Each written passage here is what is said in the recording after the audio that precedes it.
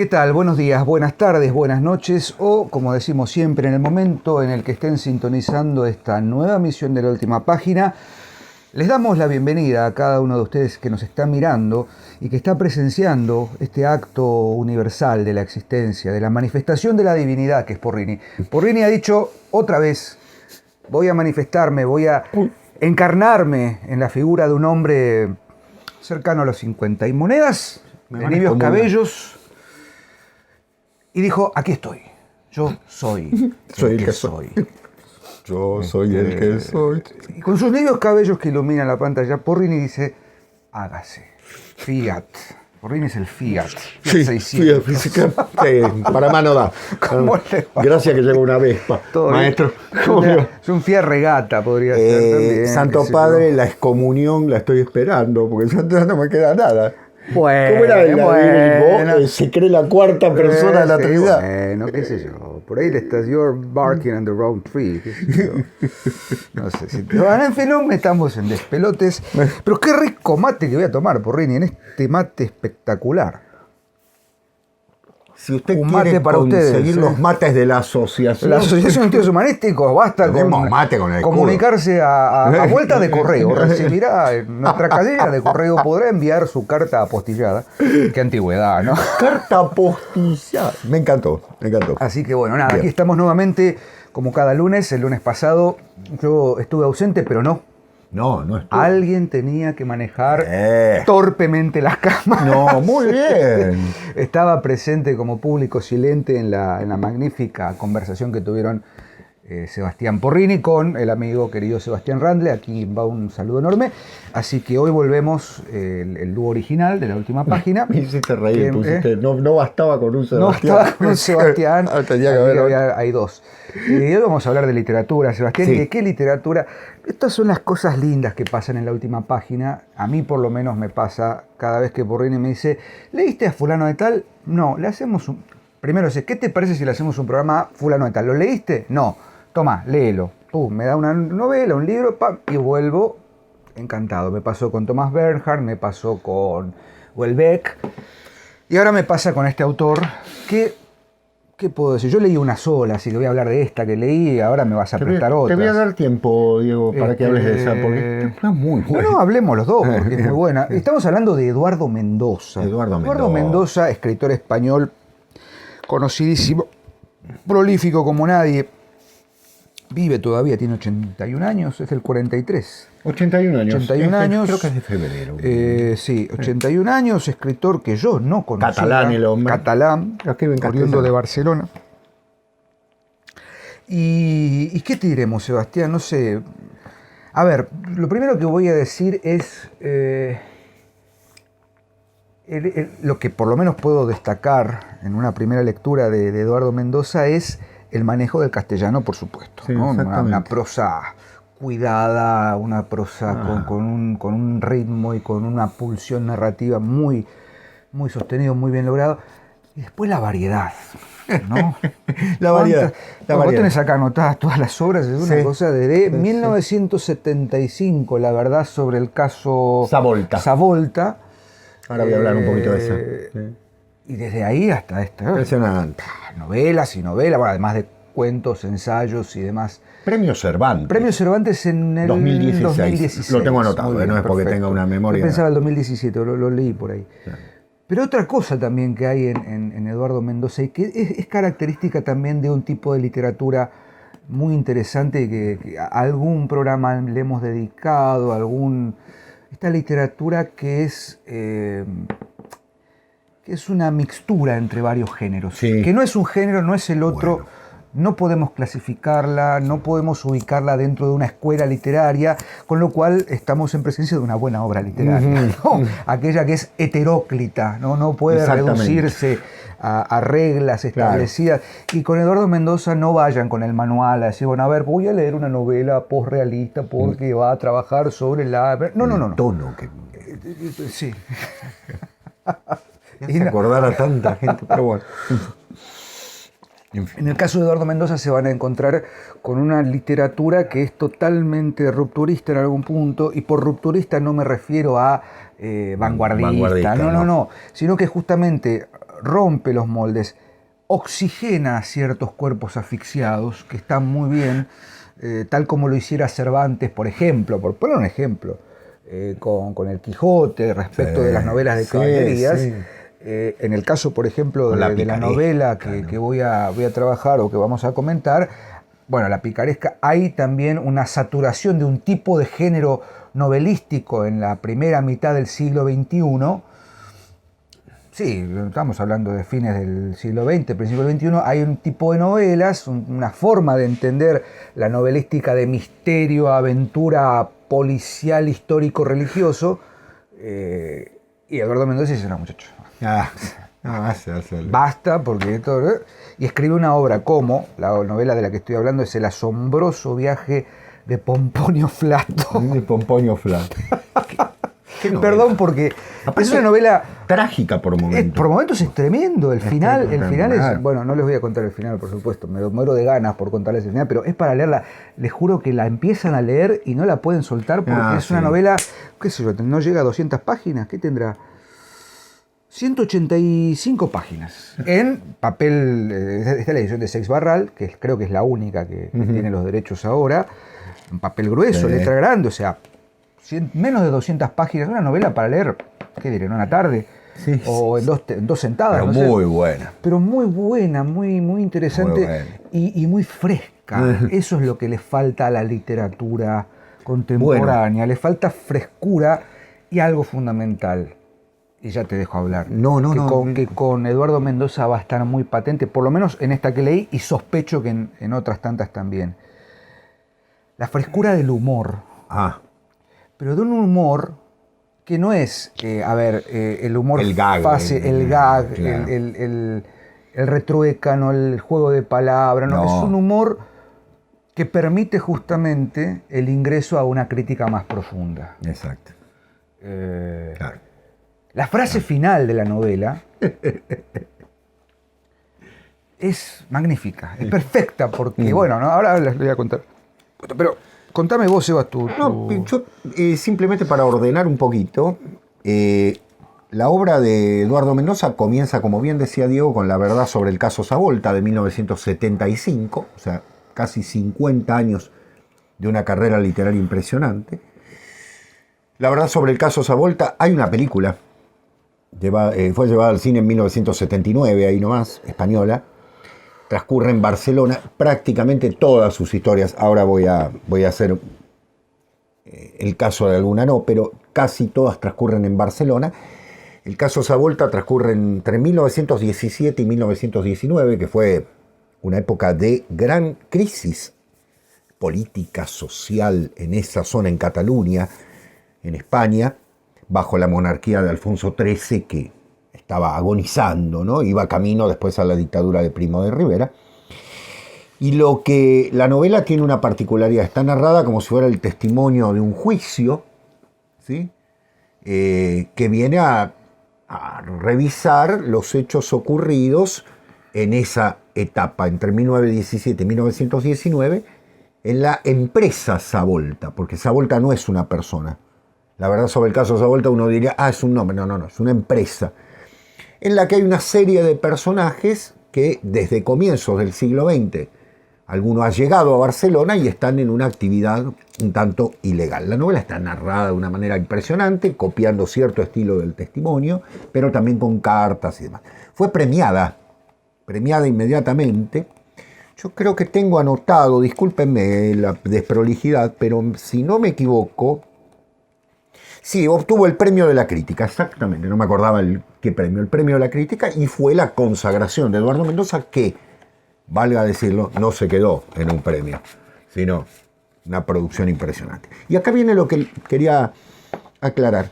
Yo diría que hay dos vertientes en el caso de Eduardo Mendoza. Es decir, están las novelas de corte picaresco, por decirlo de una manera. Ahora vamos a agregar una vuelta de tuerca, porque son picarescas, grotescas y de alguna manera paródico de lo policial, que son El misterio de la cripta embrujada, de 1978, El laberinto de las aceitunas, de 1982, La aventura del tocador de señoras de 2001. Perdónenme que estoy con... el enredo de la bolsa y de la vida de 2012, el escrito de la... el secreto de la muchacha perdida de 2018, que son una serie de novelas que tienen un personaje común. Y ustedes me dirán, bueno, denos el nombre. Ese es el problema, no tiene nombre. Es el detective sin nombre, que se presenta en el misterio de la cripta embrujada. Les cuento rápidamente la acción. Ha ocurrido un crimen en un colegio de madres lazaristas que lleva al comisario Flores, que no es el detective, a tener que buscar ayuda ¿en quién? En un ex convicto que está loco, que está encerrado en un loquero. Ese es el detective. Ese personaje absolutamente, ¿cómo decirlo?, marginal, enloquecido y demás, es el personaje de estas 5 novelas, discúlpenme, desde 1978 hasta la última en 2012, con una gracia impresionante. Yo se las recomiendo, son brevísimas, son brevísimas. Esta tiene 170 páginas, está editada por Seis Barral, pero de bolsillo. Son divertidísimas, por otra parte. Tienen un humor increíble, pero son muy profundas. ¿Por qué? Porque, como bien decía Diego, Eduardo Mendoza es un maestro del lenguaje. Un maestro del lenguaje en todo sentido. El premio Cervantes muy bien otorgado. Y, por otra parte, no solo el manejo del español, sino también de la tradición picaresca española, porque en el fondo este detective así un tanto particular, vamos a decirlo, está bordeando todo lo posible. Y la otra vertiente de Eduardo Mendoza es el que yo me atrevería a llamar el de las novelas un poco más serias, como es el caso de La ciudad de los prodigios, La isla inaudita. La ciudad de los prodigios es de 1986, La isla inaudita, que es de 1989, El año del diluvio de 1992, y Riña de gallos de 2010, más alguna otra que ahora se me está perdiendo, que por ahí forma parte de una colección también en ese sentido. ¿Cuál es la novela más representativa de esa etapa? La ciudad de los prodigios. La ciudad de los prodigios es de otra dimensión, 400 páginas. La ciudad de los prodigios es una novela que narra a la ciudad de Barcelona entre 1888, primera exposición universal, y 1929, segunda exposición universal, o sea, 41 años, en la historia de Barcelona con los cambios sociales, políticos, económicos que hubo en esta ciudad. Es bellísima, pero nada que ver con lo otro. Es una novela de historias de familias, de conflictos familiares y demás. Hecho que se repite en La isla inaudita, que está ubicada en Venecia. Esta es una novela hermosísima, también mucho más breve, porque esta es de apenas 230 páginas, pero La isla inaudita es una novela en la que uno la puede caracterizar como una especie de viaje sentimental, ¿no?, de carácter romántico, es decir, es una estructura totalmente diferente en una ciudad como Venecia, ¿no?, marcada por todas esas características. Entonces, 2 grandes campos, ¿no? El de las novelas al estilo El misterio de la cripta embrujada, o como decíamos, La aventura del tocador de señoras, son entretenidos, con un detective. Aparte de los títulos, ¿no? Los títulos, ¿no? Por supuesto. El estilo, dice: identificarse, cabrones. Obediente, mi pobre hermana le tendió su documento nacional de identidad, del que para su desgracia había raspado con una gilet la fecha de nacimiento, y al que el inspector lanzó una mirada sardónica que quería decir: esto no cuela, ¿no? Es así. Ese es Eduardo Mendoza en este tipo de novelas. Pero después, la otra vertiente, la de La ciudad de los prodigios, novela también recontra premiada. Creo que tiene el premio Seis Barral, me parece. Y yo tengo, para que ustedes se den cuenta, la 20ª edición de 153.000 ejemplares. Una novela recontra leída. Así que, si no están entre los que leyeron La ciudad de los prodigios, incorpórense inmediatamente porque vale muchísimo la pena.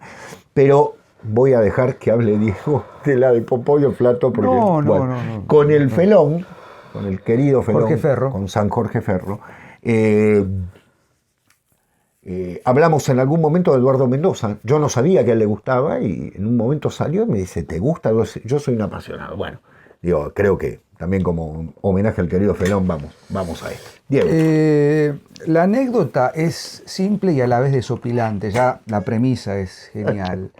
Vamos a hablar técnicamente de la novela. Es una novela que emula el género epistolar. El narrador o el que está escribiendo la carta es, por supuesto, el personaje de Pomponio Flato. Ya el nombre y el apellido tiene. Permítanme leerles solamente un par de cosas, pero les quiero leer esto. La carta es una larga carta en la que le va a contar justamente sus periplos a un tal Fabio. A mí me parece que es como una parodia de Memorias de Adriano. Pomponio Flato es un filósofo, hijo de una familia patricia de orden ecuestre, claro. Y va a contarle a Fabio sus periplos Roma imperial, en Nazaret. Él ha llegado a Nazaret porque él ha ido a buscar una cosa insólita, ¿no? Como una especie de filósofo un tanto pesimista, o va a buscar, le han dicho, le ha llegado unos cartapacios, no sé qué, donde dicen que hay en la región de Galilea unas aguas que dan la sabiduría eterna, ¿no? Ya está la cuestión mítica ahí dando vueltas. ¿Y qué lo puede curar? ¿Qué lo puede curar? La cuestión es que el tipo va. De su flatus. Va y se toma cualquier porquería, ¿no? Agua podrida, qué sé yo, y está todo el tiempo Pomponio Flato, ¿no? Así empieza la novela. Una burla de los seudónimos griegos, de romanos. Que los dioses te guarden, Fabio, de esta plaga, pues de todas las formas de purificar el cuerpo que el hado nos envía, la diarrea es la más pertinaz y diligente. A menudo he debido sufrirla como ocurre a quien, como yo, se adentra en los más remotos rincones del imperio e incluso allende sus fronteras en busca del saber y la certeza. Pues es el caso que, habiendo llegado a mis manos un papiro supuestamente hallado en una tumba etrusca, aunque procedente, según afirmaba quien me lo vendió, de un país más lejano, leí en él noticia de un arroyo cuyas aguas proporcionan la sabiduría a quien las bebe, así como ciertos datos que me permitieron barruntar su ubicación. Engaña de todas modos. De modo que emprendí viaje y hace ya 2 años que ando probando todas las aguas que encuentro sin más resultado, Fabio, que el creciente menoscabo de mi salud por cuanto la afección antes citada ha sido durante este periplo mi compañera más constante y también, por Hércules, la más conspicua. Así es toda la novela, claro. En ese tono irónico, pero con un manejo del lenguaje y de la adjetivación. Y hay algo que destaca en la novela. Ahora vamos a hablar un poquito del tono narrativo. Pomponio Flato entonces está viajando por tierras inhóspitas y llega, tiene un accidente, tiene un pequeño percance, se cae del caballo, lo encuentran unos árabes, y terminan, no importa cómo, cuento corto, termina en Nazaret. Y hay un problema en Nazaret, hay un juicio. Están por enjuiciar y condenar a la cruz a un carpintero. A un carpintero porque lo han acusado de la muerte y el asesinato de un patriarca, de un apoderado, un hombre poderoso, Epulón, que ha dejado, estupefactos a todos los miembros de la sociedad. Entonces, y aparentemente hay una herramienta usada por José en la escena del crimen, lo acusan a José, lo están enjuiciando y lo van a crucificar. Y Pomponio llega. Y aparece el hijo del carpintero, un tal Jesús. Y le pide que lo ayude a descular este entuerto. Y de pronto la novela se convierte en un policial. Claro. Es un policial, hecho y derecho. Un policial negro, ¿no? Policial negro. No es un policial... como estos. ¿Por qué? Porque el personaje es un personaje que está... Traslademos la diarrea por la borrachera. Traslademos a Epulón por un magnate de Chicago. Y a Jesús y a las mujeres que aparecen ahí por las víctimas siempre que buscan socorro en las novelas, en las novelas negras. Las rubias platinadas. Claro, esto no ocurre en una casa, en un cuarto cerrado, con un detective perfectamente intelectual y racional. No, Pomponio incluso es un personaje muy rico en cuanto a que es romano de cabo a rabo. Sí, claro. Y estamos transitando, por supuesto, el siglo I, los primeros años de vida de Jesús. Claro que es Jesús, el de la cruz, el que conocemos. Pero desde el punto de vista de Pomponio, es un niño que se llama Jesús y el carpintero se llama José. Y hay en el fondo una cosa, está llegando el Mesías, dice alguno. Claro, el lenguaje mesiánico. ¿No? De hecho, esa presencia mesiánica es un punto en el clímax de la novela para poder llegar a la resolución del crimen, porque efectivamente, como todo buen policial, hay una resolución que incluso está narrada de una forma magistral, porque dice, quitémosle todo el contenido religioso, si claro, quiere, místico, claro. Incluso histórico.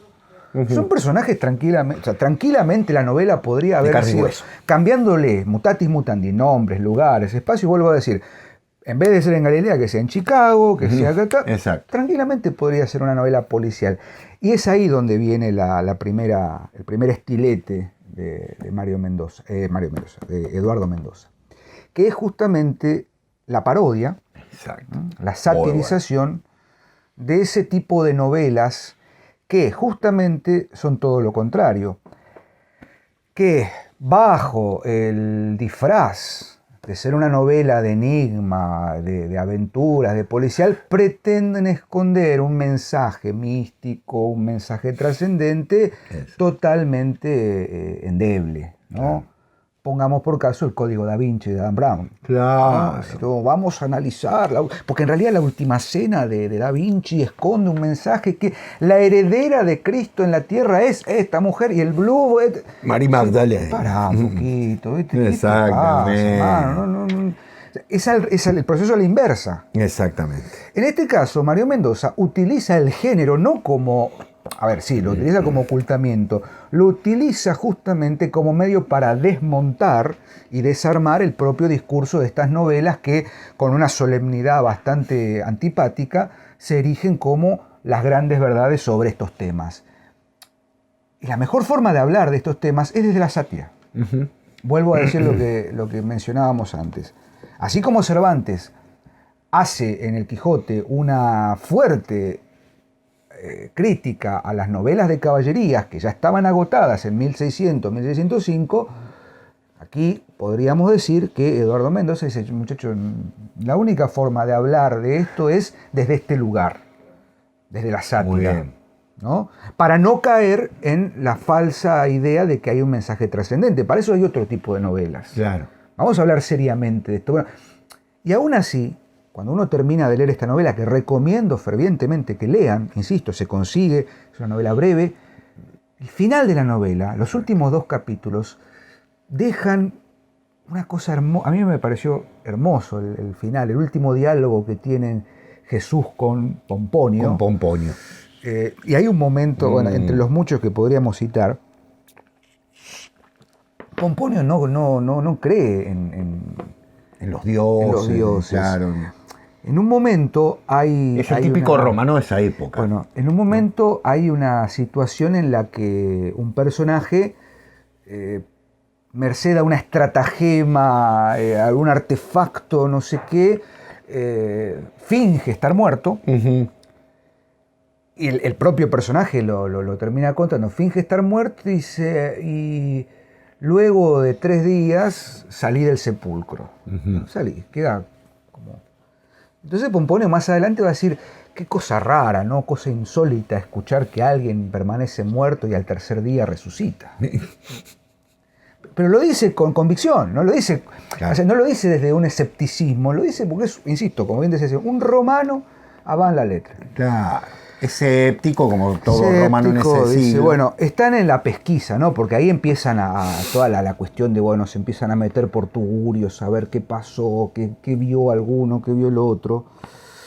En un momento se encuentran con un tal Lázaro, que es un mendigo que está medio ahí tirado, y Lázaro le dice unas ciertas cuestiones, el reino será de los más pequeños, qué sé yo, qué, bueno. Entonces después Jesús se queda con él y él le dice, bueno, vayan y busquen a tal lugar en tal casa. La casa estaba situada fuera del perímetro de la ciudad, pero no tan lejos que llegar a ella resultara trabajoso ni presentara en horas nocturnas más riesgo que las piedras del camino. Era una construcción humilde de una planta, con paredes de adobe encaladas, ventanas pequeñas y una puerta baja. Sobre el dintel había unas pinturas del tercer estilo pompeyano, toscas pero no feas, que representaban pájaros, frutas y flores. En este detalles y otros similares se advertía la intervención de una mujer, cosa inusual, pues aquí, como en el resto del mundo, la mujer tiene a su cargo todas las tareas domésticas, pero nunca se le consulta en lo que concierne a la decoración, ¿no? Estamos hablando del siglo I. Pregunto a Jesús, voy a hablar ahora de esto también. Pregunto a Jesús si sabe quién vive allí. Responde, no. Ha visto la casa en varias ocasiones, cuando sus correrías infantiles le han llevado por aquel rumbo, pero nunca le ha prestado atención ni sabe nada acerca de sus habitantes. Le pregunto si hay más casas como aquella en Nazaret y responde que no lo sabe. Intrigado por mis preguntas, quiere saber la razón de mi curiosidad y le explico que, a juzgar por los indicios, aquella debe ser una casa de putas o de una sola puta, dado lo exiguo del inmueble. Jesús me pregunta qué cosa es una puta y se lo cuento de un modo somero, pues nunca he creído conveniente ocultar a los niños unos conocimientos que acabarán obteniendo de boca de los esclavos, de los mercaderes, la soldadesca y otras gentes rudas, o por experiencia propia, en cuyo caso es mejor que conozcan las tarifas vigentes, ¿no? Las tarifas vigentes. Y uno dice, no, qué blasfemo, ¿no? ¿Cómo Jesús va a decir el puta? escándalo. El escándalo. No. Después aparece María Magdalena. Claro. Entonces, uno en una primera lectura, no entren a leer Mario Mendoza con ciertos pruritos porque se les va a caer de las manos. Entren con la convicción de que justamente quien es literatura. Es literatura.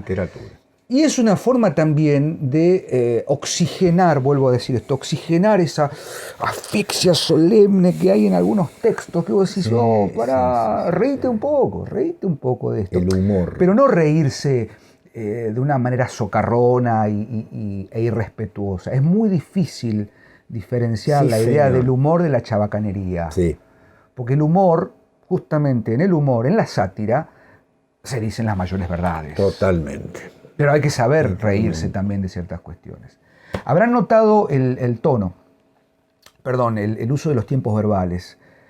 Por momentos usa un pretérito perfecto, simple, claro, o el imperfecto, como en los tonos narrativos, pero continuamente hay intervención del presente histórico. Justamente porque la actualización, esto lo decía muy bien Marcelo Di Marco en la entrevista que subimos el sábado pasado, sobre la veracidad y la verosimilitud del presente histórico.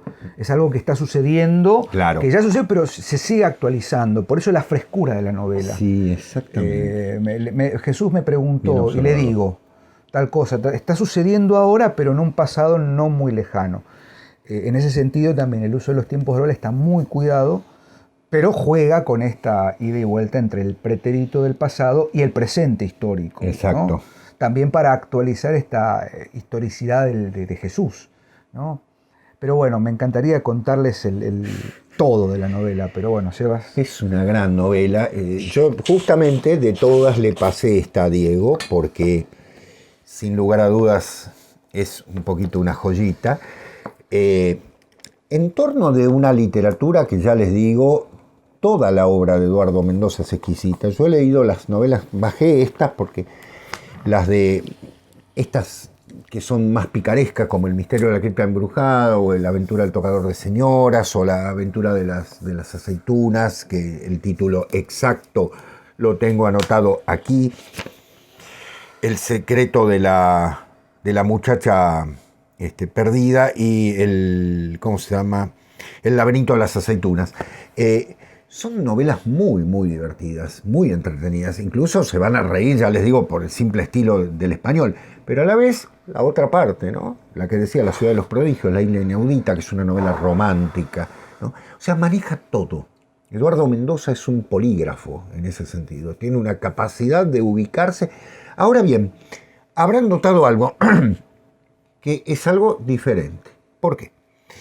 Porque todas esas novelas, más la ciudad, sacando, la que está ubicada en Venecia, La isla inaudita, en general es un tiempo histórico cercano. Las de El misterio de la cripta embrujada y todas ellas, las del detective desconocido, por decirlo de una manera, transcurren en tiempo real, fines de los años 70, 80, 90. Eso es...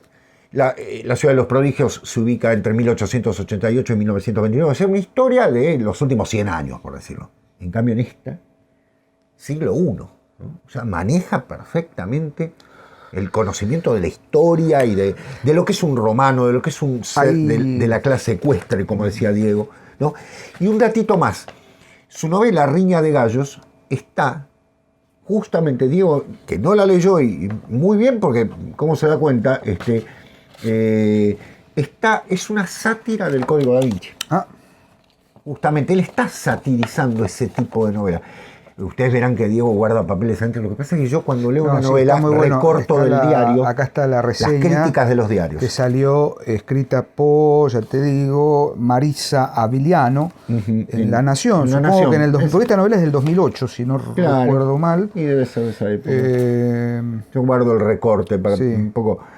Cuando encuentro los recortes, ¿no? En este caso, fíjense, no tengo ninguno, pero porque seguramente leí la novela muchos años después. Pero cuando sale en algún diario, alguna las recorto sobre todo para ver qué se opina, o qué se opinaba. Octubre del 2008. Del 2008, ahí está. Octubre del 2008. Yo la debo haber leído inmediatamente. Esa novela la encontré en una librería, después de haber leído estas, en una librería como nueva, y inmediatamente dije Eduardo Mendoza. Y el título me hizo reír y pensé, dije, va para este lado. Y bueno, es una genialidad. Hay una nota que también es muy interesante. Una especie de epílogo. La novela termina, por supuesto. Y termina redonda. No hay nada de... No deja finales no cerrados, como diría Marcelo Di Marco.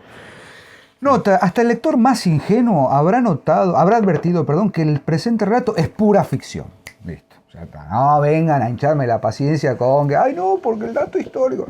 Sin embargo, buena parte de los hechos que se mencionan provienen de escritos o tradiciones antiguos.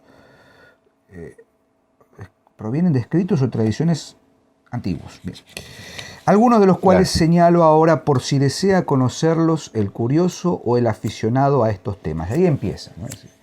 Plinio, el viejo, en su Historia Natural, habla de unas aguas que vuelven a las vacas blancas, de otras que encienden las teas y de otras que conceden a quien las bebe el poder de emitir oráculos, pero acortan su vida. El mismo Plinio menciona la existencia de hombres minúsculos y de una planta somnífera llamada alicacabón. Los árboles. Entonces empieza como a enumerar las distintas cuestiones. Fundamento científico. Fundamento científico de la bueno. Operaciones inmobiliarias como las que aparecen en este relato eran frecuentes, pim pum pam. Bueno, no importa. No les quiero spoilear porque después viene, arruinar, más spoilear. La experiencia de lectura, como les gusta decir ahora a los especialistas. Experiencia de lectura es. Sí, todo son experiencias. Qué bueno. Todo se experimenta. Qué bueno. Nada se busca, ¿no? Nada. Todo eso dejo que me pasen las cosas. Es un lindo tema para un recreo, ¿no? Me pasen las cosas. Claro, que las cosas me sucedan. O sea, no soy yo el que las hace. No. Yo soy partícipe, construyo junto con... Bueno, en fin, es un tema para un recreo. Pero la experiencia de lectura Uy, Dios mío. de esta novela me ha llevado a pensar o me ha llevado a reflexionar sobre la necesidad que hay en la literatura de hoy en día de un poco de antisolemnidad, ¿no? Pero que la antisolemnidad no se confunda con desparpajo o con, ¿cómo decirlo? O con blasfemia. Claro. ¿No? Máxime cuando estamos en un tema como este, ¿no? Es una crucifixión. Lo maneja con un respeto también. Y con ignoro si es católico. Español. No importa. No viene al caso, tampoco mi idea es hacer una conexión. Pero digo, me parece sumamente importante poder permitirse esa pequeña salida cada tanto de la solemnidad. Para eso hay que saber mucho. Muchísimo. Hay que saber mucho del tema. El humor es de una elegancia, demuestra una aristocracia. Demuestra una aristocracia, exactamente. Así que bueno, Mario Mendoza. Estoy con Mario Mendoza. Eduardo Mendoza.